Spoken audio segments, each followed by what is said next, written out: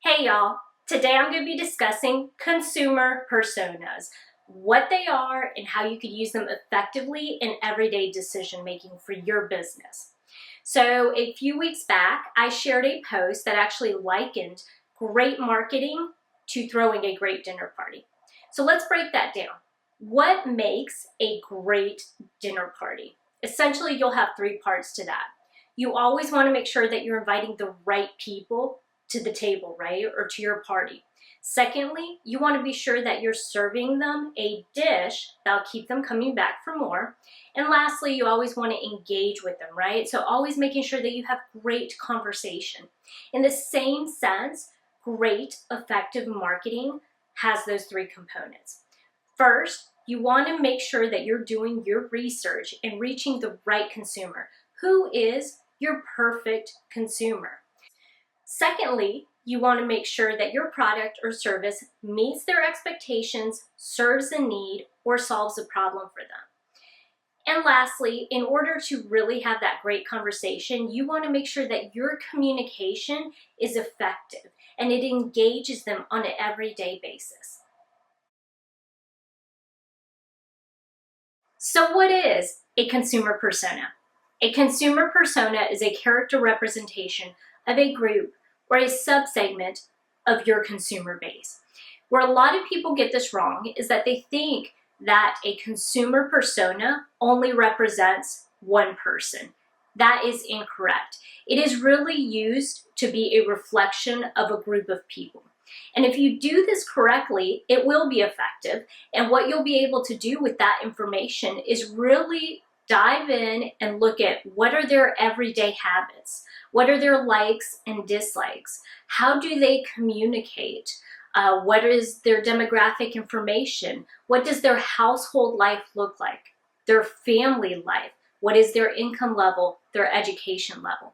All of this information, when you take a deep dive, will be able to help you in everyday business decision making.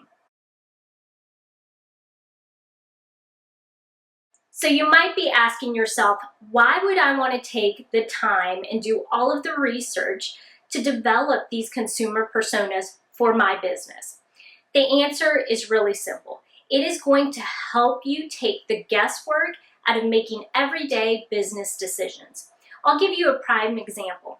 As a business owner, or let's say a marketing manager, how many of you are approached almost on a weekly, if not daily basis about an advertising opportunity? Advertise in our magazine because your return on investment will be this. Advertise on a billboard because you'll get this many people viewing it. What you want to do is utilize this data and look at your consumer personas and think, when you're approached about these marketing opportunities, is that really the most effective way for me to reach my consumer base? It will completely take the guesswork out of whether or not that investment is going to pay off for you.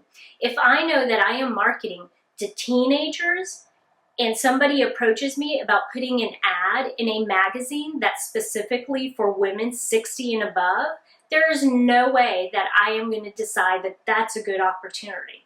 So utilize this information to make some of your decisions. Another reason you'll want to take the time to develop these consumer personas is that it will allow you to identify opportunities.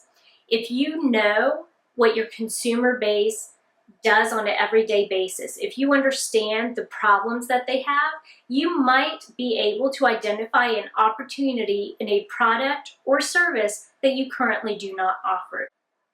And most importantly, we all know that people will buy from somebody they know, like, and trust. In order for you to build that relationship, a consumer persona is necessary. You have to understand your consumer in order to communicate with them effectively and in a style that they really like. The other part of it is when you do communicate, you want to be sure that you're putting material out there that is going to engage them. Part of what businesses do is sometimes they forget that communication is supposed to be a two-way street. And instead, they release information or they talk to their consumer without really engaging them or asking them for feedback. If you know who your consumer is and you identify them through a consumer persona, you're more likely to be able to get that feedback and that engagement that your company really needs. If you enjoyed this video today, be sure to subscribe to my YouTube channel, The Seasoned Marketer, for marketing tools, tips, and tactics. Next video will cover how to actually develop your consumer persona.